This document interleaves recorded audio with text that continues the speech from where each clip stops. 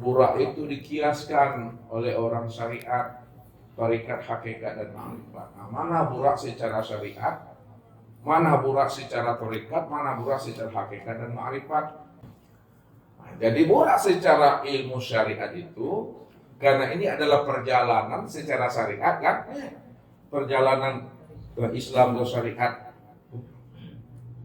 dari Masjidil Haram nih, Haram ke Aqsa. Ini disebut namanya Isra tuh. Isra. Kan ada lagunya itu kan? Apa lagunya itu? Perjalanan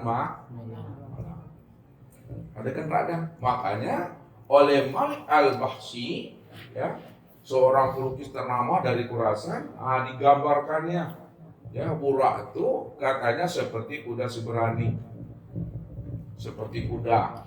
Nah, itu gambaran, ya, bahasa metafora itu. Karena ketika itu kendaraan yang tercepat itu bukan onta, kuda.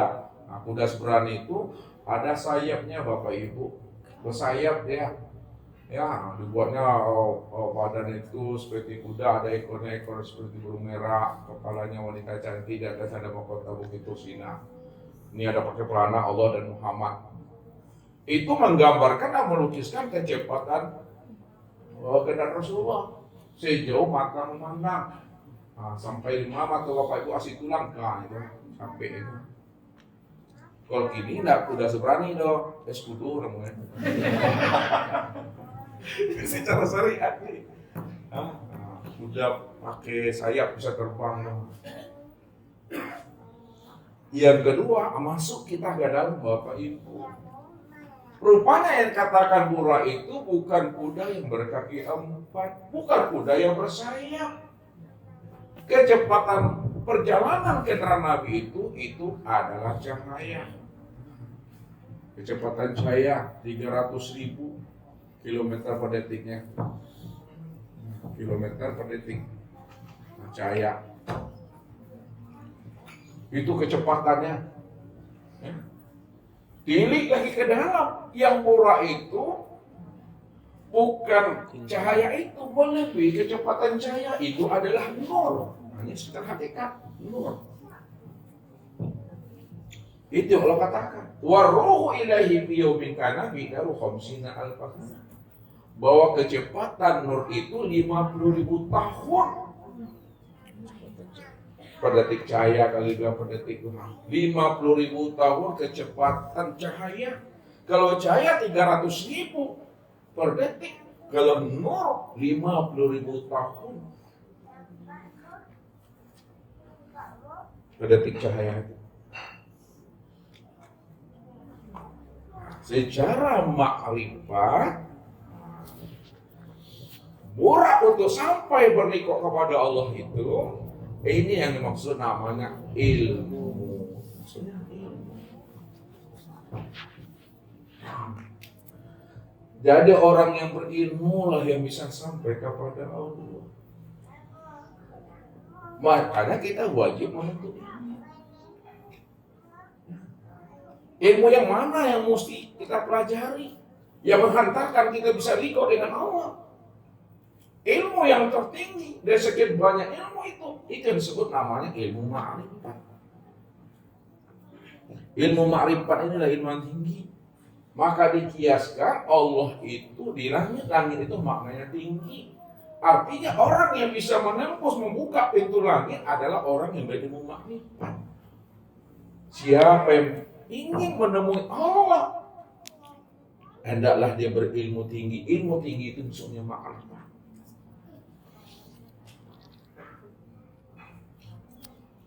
Makanya orang yang berilmu itu ada di dalam dadanya itu sifat ilmu itu pada dirinya. Nah, ilmu itu ada berapa huruf itu?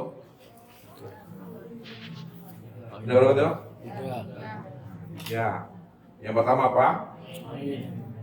Yang kedua? Yang ketiga? Ain lam mim. Orang yang berilmu itu ada di dalam rahasia dirinya itu sifat huruf ain, lam, dan mim.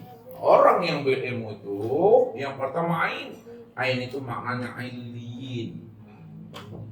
Orang yang ilmu itu adalah orang yang memiliki maqam yang tinggi. Dia dikenal oleh penduduk langit dan dikenal oleh penduduk bumi.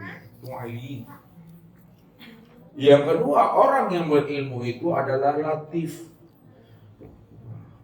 Adalah orang yang pelembut, pelunak, paipo, pengasih, dan penyayang.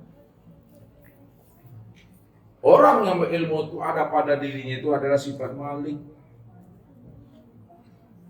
Sebagai seorang pemimpin dan imamnya. Jadi orang yang berilmu itu memiliki derajat yang tinggi, sifat yang lemah lembut, dan dia mampu menjadi seorang imam ya, bagi dirinya di keluarga dan untuk umat ini.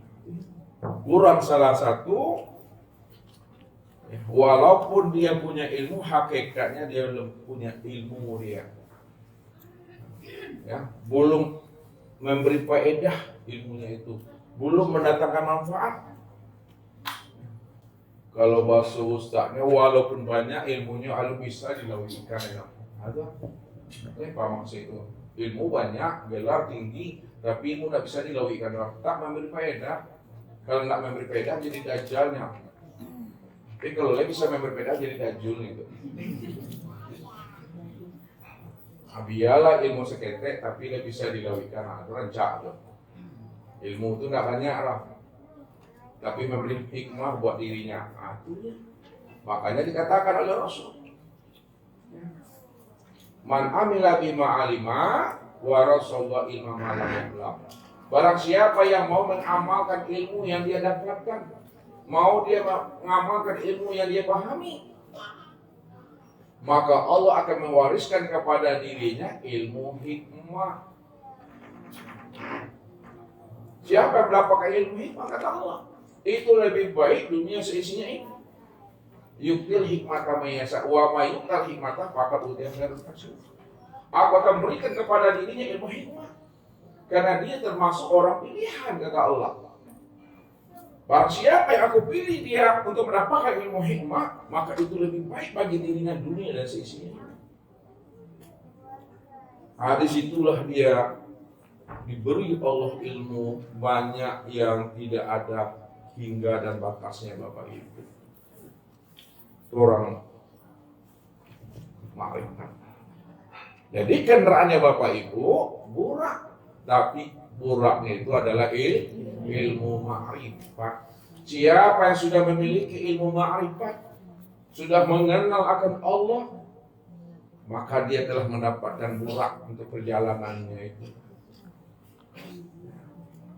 Ada pada diri Bapak Ibu. Nah, ini contohnya Nabi yang mengatakan sebagai uswahnya.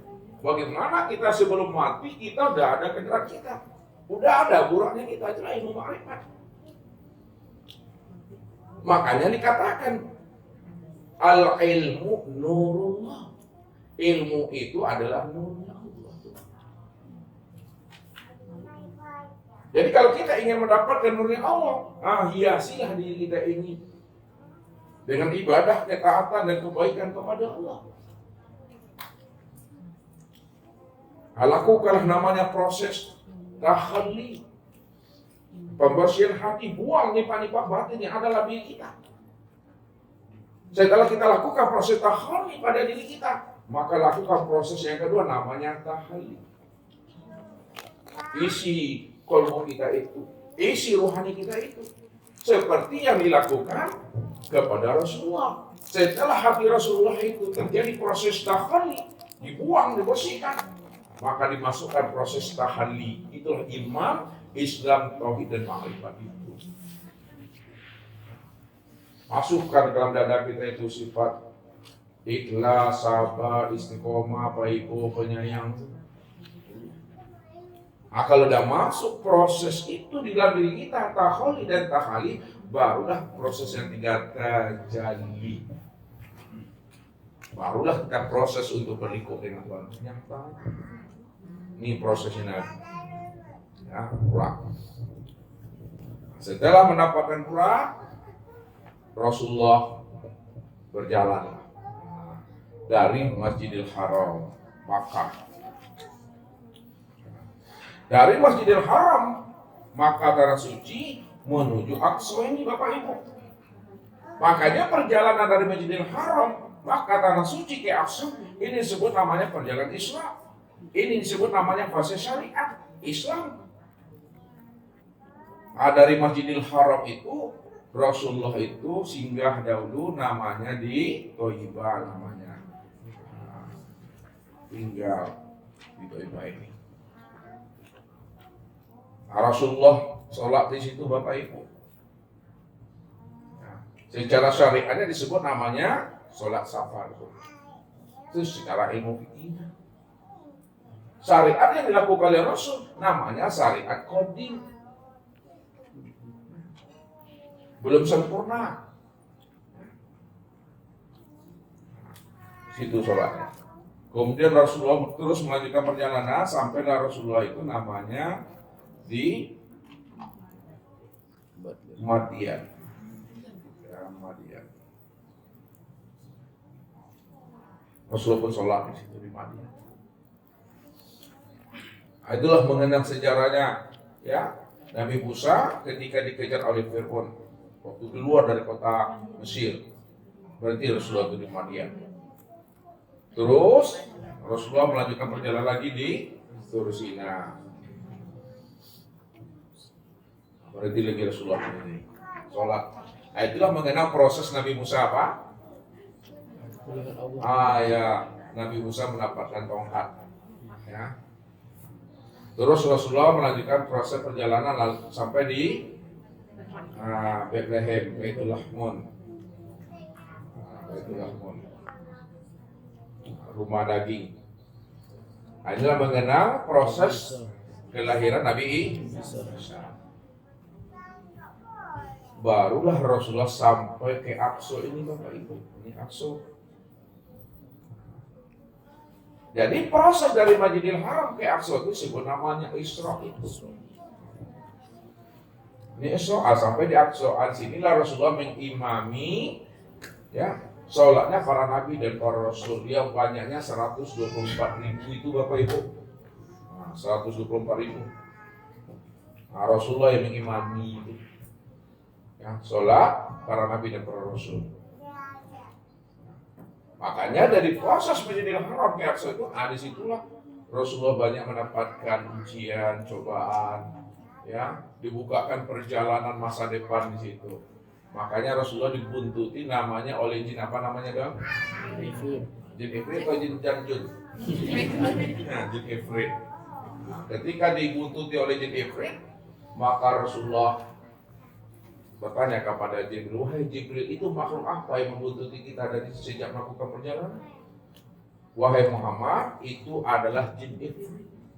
Maukah engkau Muhammad aku ajari sebuah doa? Kalau engkau baca, maka jin itu akan hancur dan terbakar. Mau ya Jibril? Diajari oleh Jibril. Siapa dapat doanya tuh? Rabi apa ya? Doa malaikat tuh? Coba lah.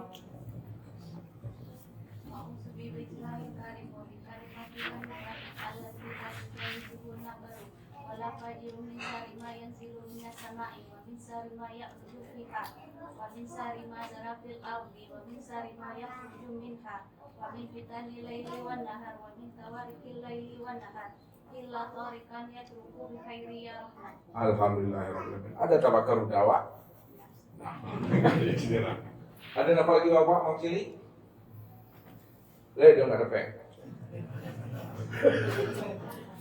Khalifah, ada peng Khalifah. Alhamdulillah. Ya, jadi Bapak Ibu tuh baca itu melakukan perjalanan malam, petang, siang, pagi 24 jam. Baca itu doanya. A'udzu biwajhil karim wa bi kalimatillahi tammah. Aku berlindung kepada Allah wajah yang sempurna. Wa bi kalimatillahi tammah dengan kalimat yang utuh. Allazi la yujawizuhun nabirun wala fajirun. Min sari ma yanzilu minas sama'i wa min sari ma yad'u fiha wa min sari ma zara fil ardi wa min sari ma yakhruju minha wa min fitani laili wan nahar wa min tawariqil laili wan nahar ila tariqan yatul khairul rahman. Dibaca oleh Rasulullah doa itu maka jin itu akan muncul di belakang. Alhamdulillah Rabbul Alamin dan mewakili itu. Itulah. Jadi Tidak hanya disimak, didengar, dibaca, dipahami, amalkan itu Bapak Ibu. Bagus doanya itu, banyak gunanya. Ya, nanti Ustaz ajari apa rahasia diberi doa itu. Tapi kalau Bapak Ibu tak mau ngapalnya, gimana membukakan rahasianya? Ya, itu. Atau bakal perjalanannya. Inilah Aqsa. Ya, dari Aqsa ini baru naik. Nah, ini naik ini disebut namanya fase iman, perjalanan tarekat. Ya, menaiki tangga langit 7 batala langit. 1, 2, 3, 4, 5, 6, 7. 1, 2, 3, 4, 5, 6, 7. Makanya ketika Rasulullah melakukan proses perjalanan Mi'raj, ini Mi'raj namanya Bapak Ibu. Ini Isra, ini Mi'raj nih. Nah, Mi'raj. Rasulullah menaiki tangga langit yang pertama. Disinilah Rasulullah berjumpa dengan ruhania Nabi apa? Nabi Adam alaihissalam. Langit yang kedua Nabi Isa dan Nabi Yahya. Yang ketiga Nabi Yusuf. Langit yang keempat Idris.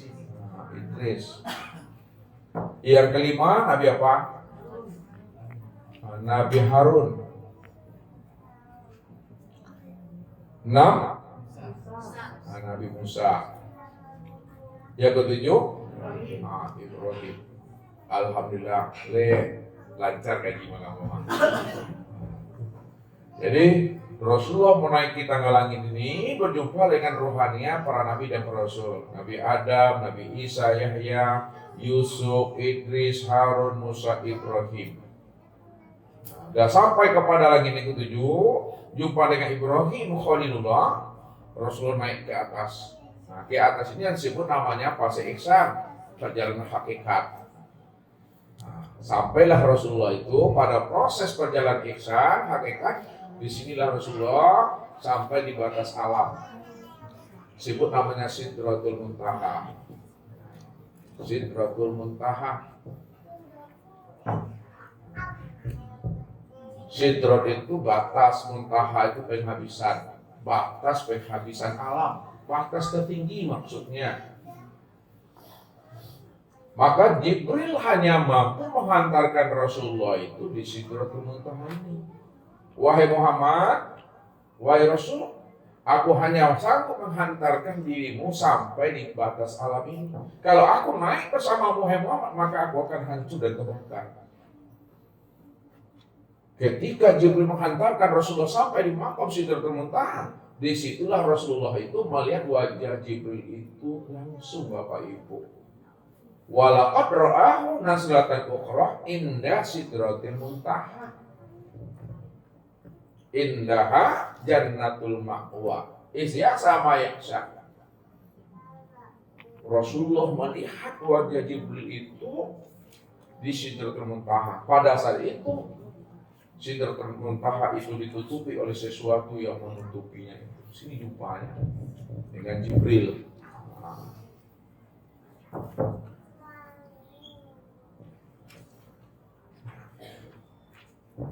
Setelah itu Rasulullah pun naik ke atas. Ya, naik ke atas.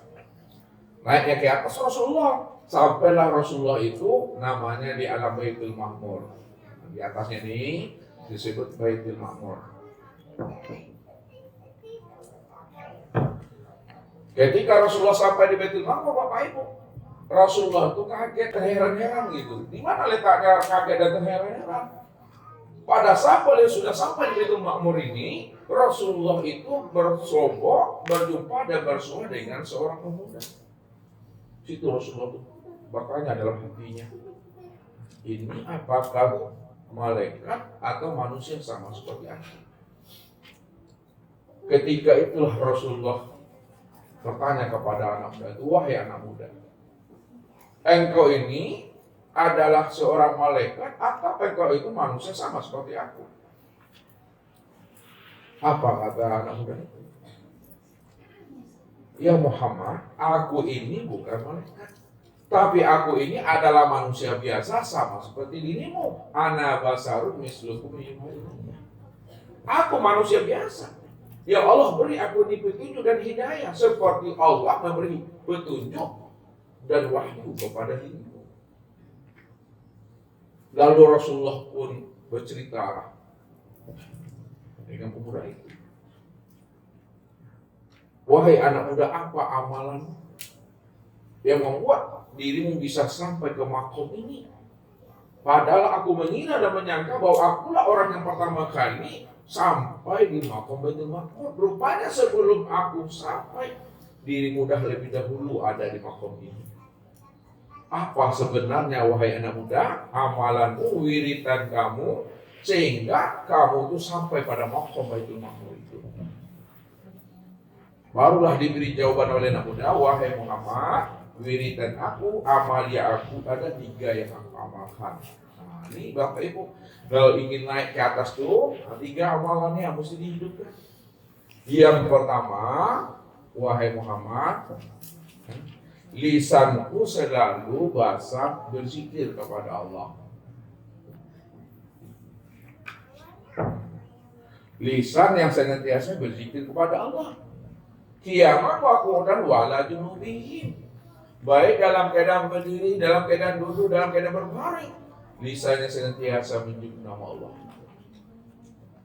Yang kedua, hatiku selalu aku gantungkan ke masjid. Hati yang digantungkan ke masjid adalah hati yang mahabbah, hati yang rindu, hati yang berbanja-banja dengan Allah. Makanya dikatakan al-qulubul mu'min baitullah. Hatinya orang-orang yang beriman. Hatinya orang-orang yang telah jinak. Yang tidak ada lagi nifaq batin di dalamnya, bersarang dan bertanya. Maka itu yang katakan baitullah. Maka bersihkanlah baitullah yang ada di dalam hati ini. Fi buyutin azinallahu an turfa'a wa yuzkara fiha ismuhu yusabbihu lahu fiha bil ghudwi wal asal. Bahwa cahaya nur Allah itu ada di dalam hatimu, ada di dalam rumahnya. Maka bersihkanlah rumah Allah itu, baitullah itu sendiri. Siapa yang mau membersihkan rumah Allah yang ada dalam hatinya, maka akan muncul namanya mahabbah. Disitulah kuatnya hatinya bersandar kepada Tuhan. Dan yang ketiga, aku tidak pernah durhaka kepada ayah ibuku. Inilah amalannya Bapak Ibu. 3 amalan inilah yang menghantarkan rohani sampai ke alam Baitul Maqmur ini. Setelah itu Bapak Ibu, Rasulullah terus melanjutkan perjalanan, sampailah Rasulullah itu di alam al-mala'il a'la.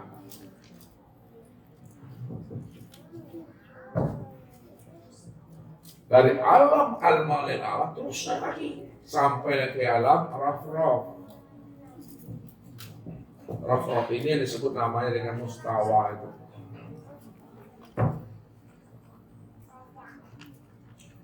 Ketika Rasulullah telah sampai ke alam Rafraf mustawa, maka disitulah Rasulullah itu berliqa dengan Rabb-nya. Baru berliqa dengan Allah. Ketika Rasulullah berliqa, bermusyahadah dengan Allah, maka apa salam yang diucapkan Rasulullah pada saat beliau itu berliqa dengan Allah? Ini yang diungkapkan dalam baginda Rasul. At-tahiyatul mubarakatus salawatul thayyibatu lillah. Lalu dijawablah oleh Allah salamnya Rasul itu dengan ucapan apa kalimat? Assalamu alayka ayuhan nabiyyu wa rahmatullah. Langsung dijawab oleh Rasul dengan ucapan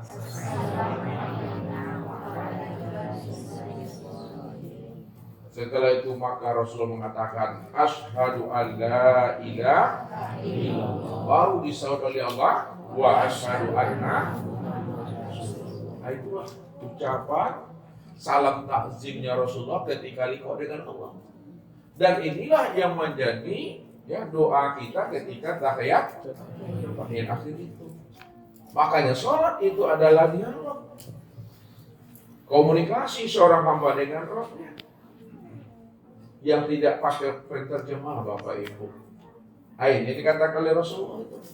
Ma minkum min ahadin illa sayukallimuhu rabbuhu laisa bainahu wa baina turjuman wala hijaban yahjubuhu. Tidaklah salah seorang di antara kamu yang mana dirinya mampu berdialog dengan Tuhannya. Tidak ada penterjemah dan tidak ada jarak dan tabir yang mampu menghalangi rohaninya untuk bermusyahadah dan berwajah dengan Allah itu. Tidak ada penghalangan itu. Berjumpa Rasulullah dengan Tuhannya. Setelah berjumpa, barulah ditawarkan Allah. Wahai Muhammad, apa keinginanmu? Mintalah. Apa jawaban Rasulullah? Ya Rabb, ilahi anta maksudi waridoka makrubi. Tidak ada yang aku minta ya Allah. Yang aku harapkan hanyalah ridhomu ya Allah. Engkau lah yang aku tuju dalam hidup ini. Penyerahan dirinya kepada Allah secara totalitas. Bagaimana hidupnya boleh itu ya, barokah dunianya, barokah akhiratnya, selamat dunianya, selamat pula akhiratnya itu.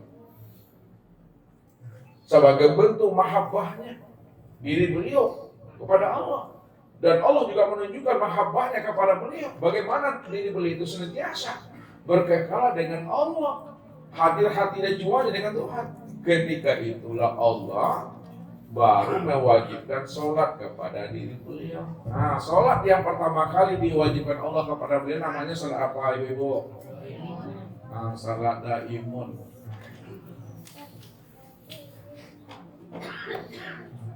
Alladzina fi sholatihim itulah sholat yang berkekalan, sholat yang berkesinambungan, amal yang daim. Makanya dikatakan Allah, wal baqiyatu sholihatu khairun inda rabbika. Amal yang kekal, amal yang daim, amal yang berkesinambungan itulah amal yang terbaik, amal yang dicintai dan diridhoi oleh Allah. Jadi kalau kita ingin diridhoi Allah, ingin dicintai Allah, maka hendaklah kita beramal daim, beramal yang berkekalan, amal yang baku. Nah, setelah itu baru ada perintah salat. Ya, 50 rakaat. Baru mendapatkan perintah sholat ya. Yang ketiga apa? 17 rakaat. Ya 5 waktu itu. 5 waktu. Setelah Rasulullah mendapatkan perintah sholatnya 5 waktu, ya 17 rakaat itu, maka Rasulullah pun disempurnakan oleh Allah ilmu untuk melaksanakan sholat daimun ini dan sholat yang 5 waktu itu. Ilmu yang diajarkan oleh Allah kepada diri beliau.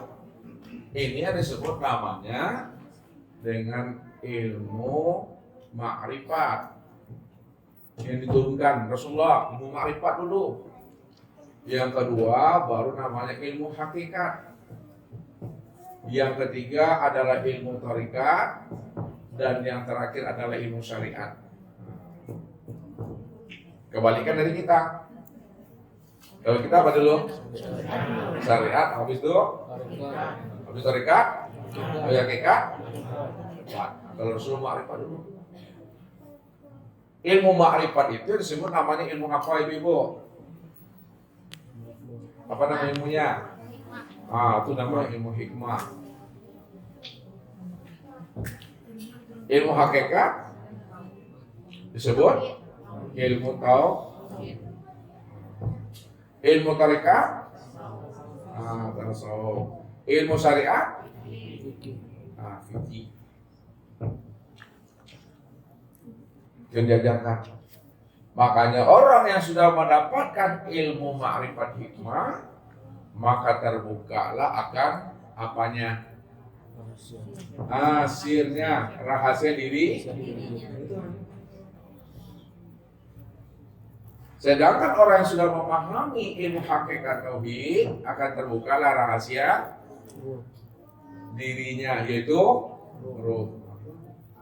Orang yang sudah mendapatkan ilmu tarekat tasawuf, maka terbukalah rahasia hatinya.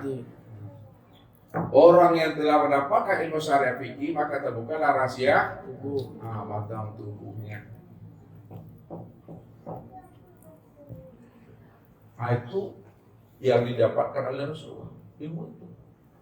Makanya ilmu syariat fikih itu pakaian bagi tubuh. Pakaian bagi tubuh. Sedangkan ilmu tarekat tasawuf pakaian bagi hati. Ilmu hakikat tauhid pakaian bagi ruh tadi. Sedangkan ilmu ma'rifat hikmah itu adalah pakaian bagi sir. Ini yang namanya pakaian cap jempol seorang mukmin kepada Tuhan yang sempurna. Ada dapat ilmu ini, baru Rasulullah turun. Nah, turun lagi ke Masjidil Haram ini. Waktunya berapa? Sepertiga malam. Ini kan tuntas nih. Lalu apa hikmah yang bisa kita ambil?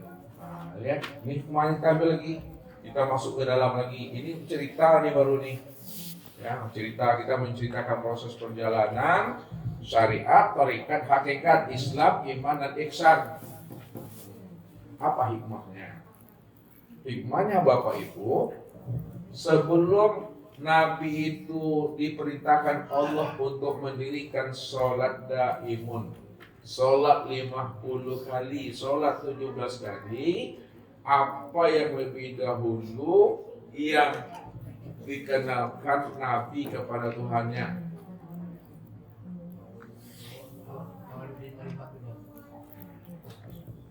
Apa?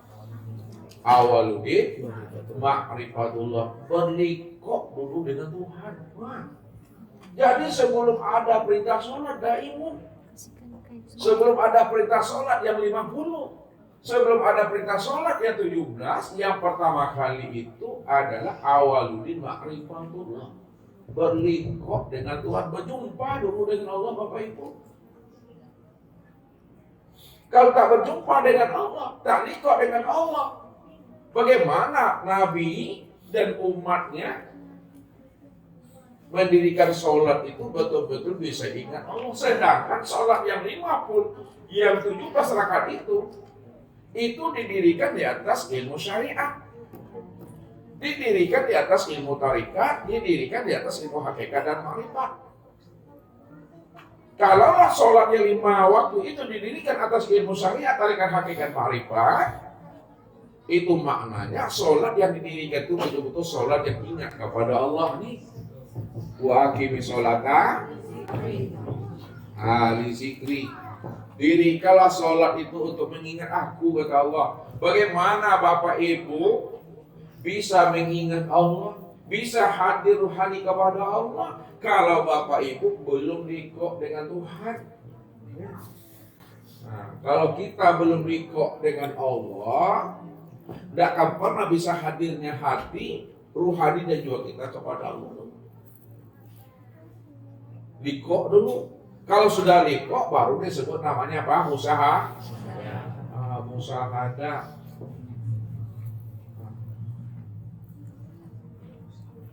Kalau udah musahadah, baru muwajjah, bertatap wajah. Kalau udah muwajjah, baru kalau udah fana, baru baqo. Jadi untuk baqo jalannya adalah fana. Ini untuk baqo berkekalan, ya. Itu yang daim tadi itu jalannya itu fana. Untuk bisa fana, bermuwajah dulu, bertatap wajah dulu. Untuk bermuwajah, bermusahadah dulu. Untuk bermusahadah, likok dulu. Untuk liqa baru makrifat kepada Allah. Makanya awaludin ma'rifatullah. Awal ya beragama kita kenal sholat tuh, puasa, zakat, haji itu mesti makrifat. Untuk ma'rifatullah itu ya keluar kita dari diri Tuhan. Untuk bisa kita kenal Allah, keluar kita dari diri Tuhannya, keluar dulu. Apa maksudnya keluar diri ini dari diri Tuhan? Bagaimana caranya? Supaya kita bisa keluar keakuan diri kita, yang merasa diri kita ini bersifat wujud, yang merasa diri kita ini bersifat sama, yang merasa diri kita ini bersifat basar, yang merasa diri kita ini bersifat kalam, ilmu, kuda, iradah, dan hayat. Maka prosesnya kata Nabi, supaya kita keluar dari diri Tuhan, mutu qabla anta mutu, matikan dirimu sebelum dirimu mati. Berarti untuk keluar daripada diri Tuhan itu, supaya kita bisa kenal Tuhan, jalannya adalah mati.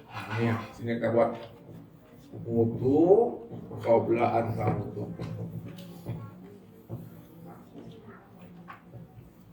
Supaya kita bisa kenal Allah. Jadi kalau kita ingin makrifat, ingin kenal Allah, ya, keluar kita dari diri Tuhan. Supaya kita keluar dari diri Tuhan, matikan keakuan diri itu. Keakuan diri yang mengaku wujud dan yang bersifat itu, nih. Matikan keakuan diri yang merasa diri itu yang wujud dan yang bersifat. Ini yang mesti dimatikan dulu Bapak Ibu. Bila engkau adalah engkau, maka engkau tak kenal aku. Bila engkau bukanlah engkau, maka engkau pasti kenal dengan aku. Apa maksudnya tuh? Bila engkau adalah engkau, maka engkau tak kenal aku. Bila engkau merasa bahwa engkau lah yang wujud, engkau yang sama, engkau yang basar, engkau yang ilmu, engkau kuda, iradah, dan hayat, maka ketika itu engkau takkan pernah bisa mengenal aku, karena akulah yang wujud itu. Aku yang sama, aku yang basar, aku yang kalam, aku yang ilmu, aku yang kuda, iradah, dan hayat. Namun apabila engkau bukanlah engkau, pasti engkau kenal aku. Apabila engkau sudah menyadari engkau tiada wujud, engkau tiada bersifat sama, berarti tuli. Tiada bersifat basar, berarti buta. Tiada bersifat kalam, berarti bisu. Tiada bersifat ilmu, berarti bodoh. Tiada bersifat kuda dan iradat, berarti adalah lemah dan papa. Tiada bersifat hayat, berarti mati. Ketika itulah engkau bisa mengenal akan aku. Akulah yang wujud, aku yang melihat, aku yang mendengar, aku yang berkata, aku yang mengetahui, berkuasa, berkehendak dan hidup, itu kata Allah.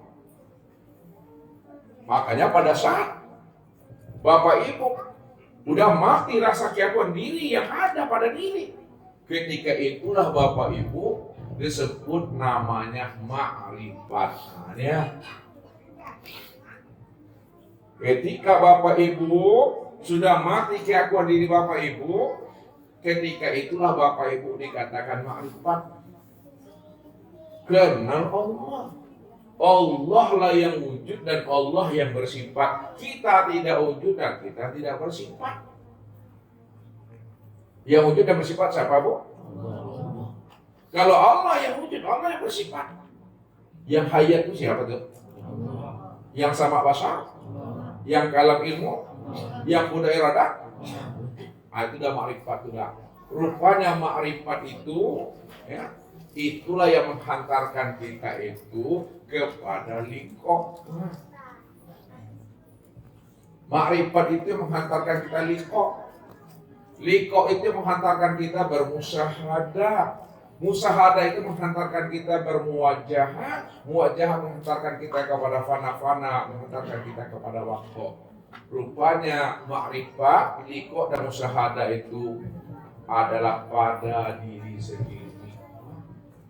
Mengenal Allah menyumpahi Allah, memandang dan bertatap wajah dengan Allah itu pada diri sendiri.